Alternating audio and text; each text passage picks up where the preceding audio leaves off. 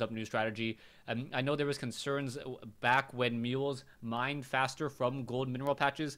That's been solved now, so we will no longer famously see rough mine out a gold mineral patch before the 10-minute mark in the game any longer.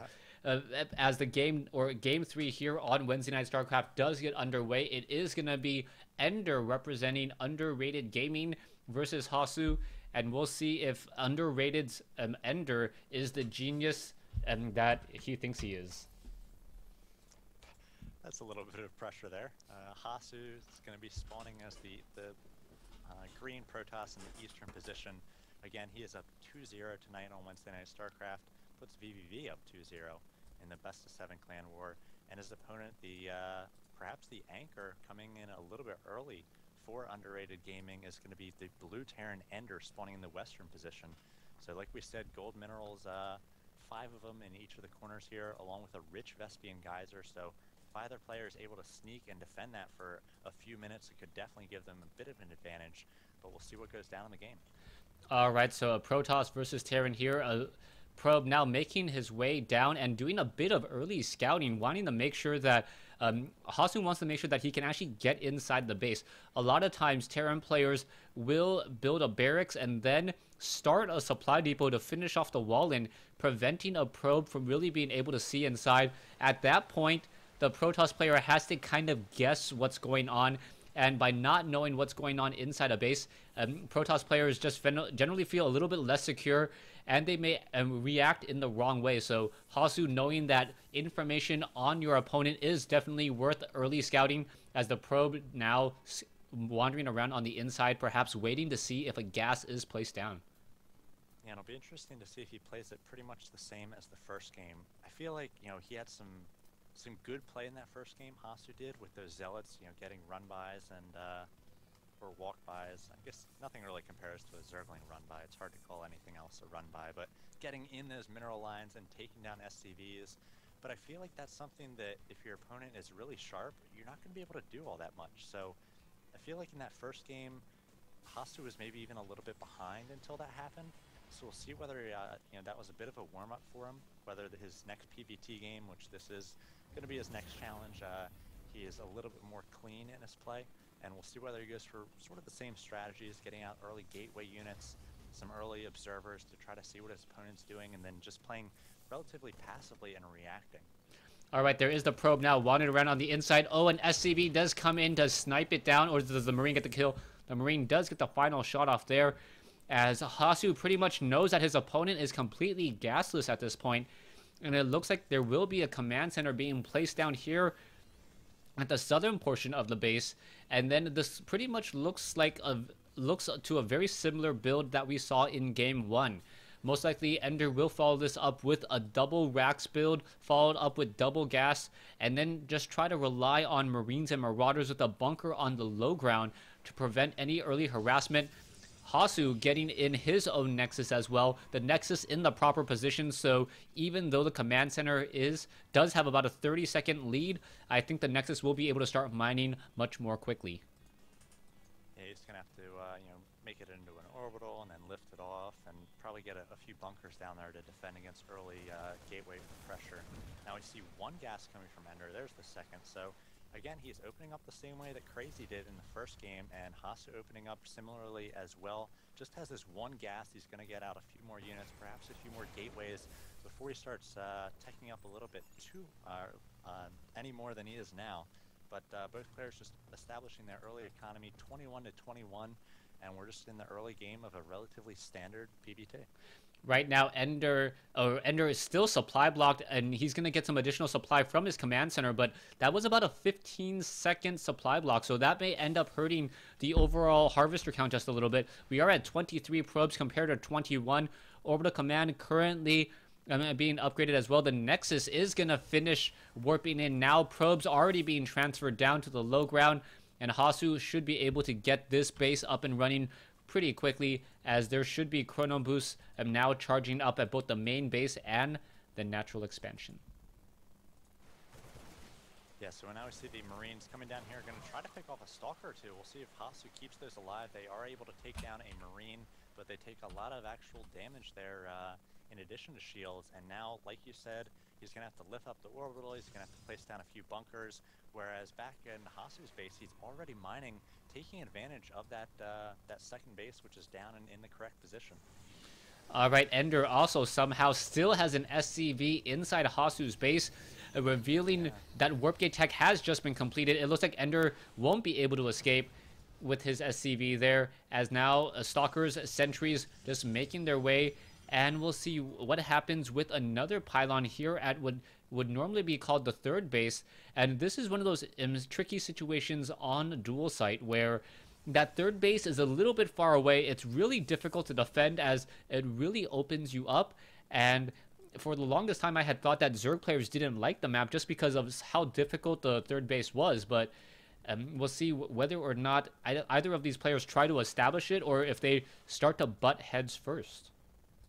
I think this is actually going to be really good timing for Ender if he pushes out as soon as Stim finishes. He's got these 3 racks working hard here, sending out more and more units, and similarly to Crazy's timing attack in the first game, he's really going to be able to take advantage of the high DPS of these units compared to the gateway units of Hasu. Hasu just now coming out with more gateway units. He's coming out with his first Immortal as well, and if Ender hits at the right time here, he could do some significant damage, as the map's a little bit different than in the in Daybreak, where you have that ramp up the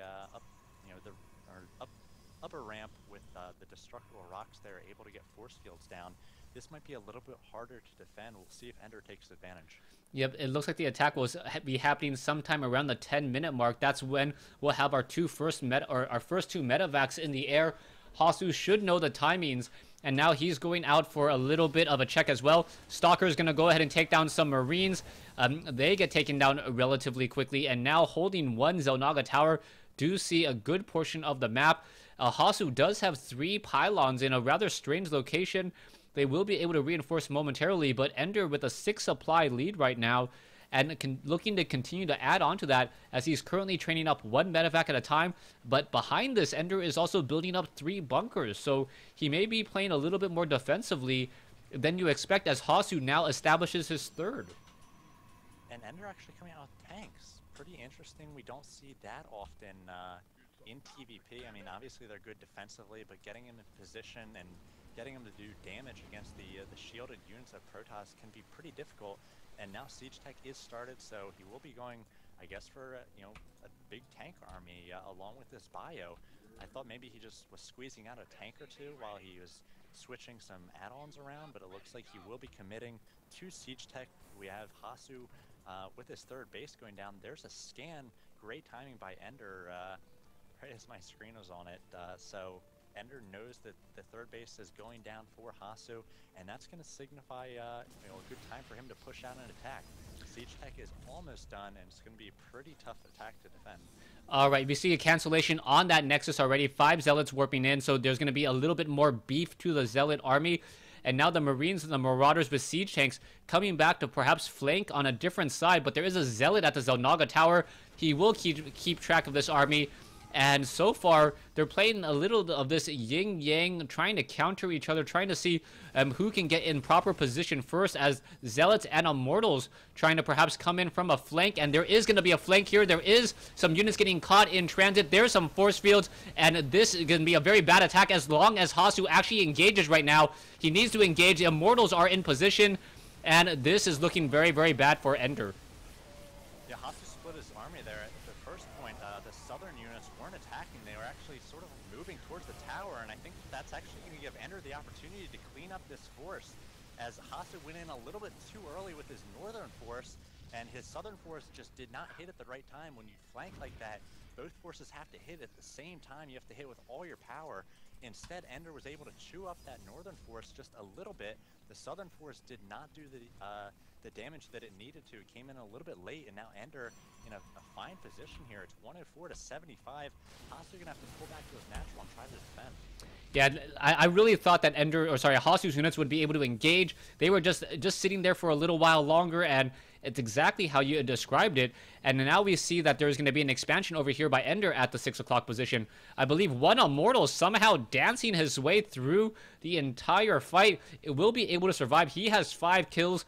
I believe 3 of them were siege tanks, so Hasu really lucking out in that battle there, as we now see Zealots and Immortals doing a bit of a move. The Zealots do have charge, and here we go. Here's the engagement. Yeah, that's going to make a big difference this time, as the Medevac's almost all out of energy, so Ender's forces here going to have Zealots surrounding them. There is a tank doing a lot of damage to these Zealots. Tank going to be quickly focused down by these Immortals, though. They go down so quickly, and Hasu turned a little bit of a corner here, took that last battle. That might be what he needs to get back into this one. Yeah, Hasu now with 3 Archons at the 6 o'clock location. Archons and Immortals together up against Terra and Bile with not that many medevacs. SCVs coming off the mineral line in order, and wow, what a crazy, crazy switch here as Hasu somehow macros back into this, and this is looking very, very bad as Ender cannot really do much. We see that the was destroyed, I believe. Canceled.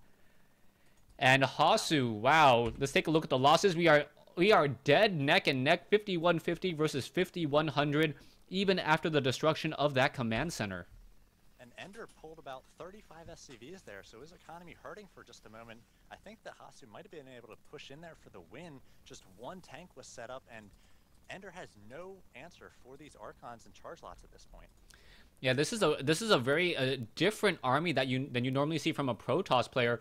There is hardly any Stalkers, and I actually agree with this play. He's instead focusing on Archons, focusing on Immortals, and he's also getting High Templars with Psystorm.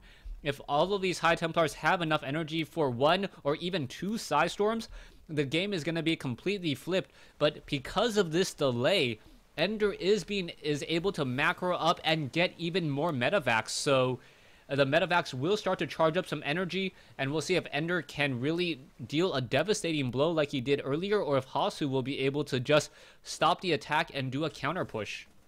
Yeah, I think the next encounter has to be on Ender's terms. He's got siege tanks, and they're going to do a lot of damage, but you know, the upfront damage from the siege tanks just going to weaken the units a little bit. It's not going to kill a ton of units, so he's got to make sure that he's in siege mode, all set up when the Protoss attacks or when they do fight. And, you know, Hasu's just going to try to catch him unaware at times. He does have Storm Finish. He's got some High Templar with enough energy as well. And 1 or 2 big storms here could end this one. All right, here we go. High Templars do have enough energy. There's a Psystorm. There's 1 Psystorm. Are we going to get more Psystorm? The Siege Tanks are now getting Psystormed as well. Another Psystorm could come in across all of the bio in the back. That was a heavy hit, as the Immortals are going to be able to finish off a lot of those Marauders. They didn't even have to focus down the Siege Tanks. And we'll see what's going to happen here. The Marauders and the Marines are all in getting into the red. The Immortals now making their way over. Archons do move very, very fast, getting a lot of feedback damage. And there's the GG. Well played by Ender. Crazy. Once again, I really felt like Hasu was behind there. He had to cancel that third. He lost a lot of his army, but just tried and true, that Zealot Archon mix held up very well against the bio with just a few tanks in there. The tanks did their best to do damage, but when you've got Archons going in first with so many shields, it just does not do the same type of damage that it does to other races in TBT and, you know, TBZ, where you can really take out a huge chunk of life and oftentimes many units at the start of a battle. Against Protoss with those shields, tanks just don't fare quite as well, especially once the Zealots have charge. They can get in there so quickly, and then Storm was just icing on the cake. Very impressive play there from Hasu, hanging in and taking game 3.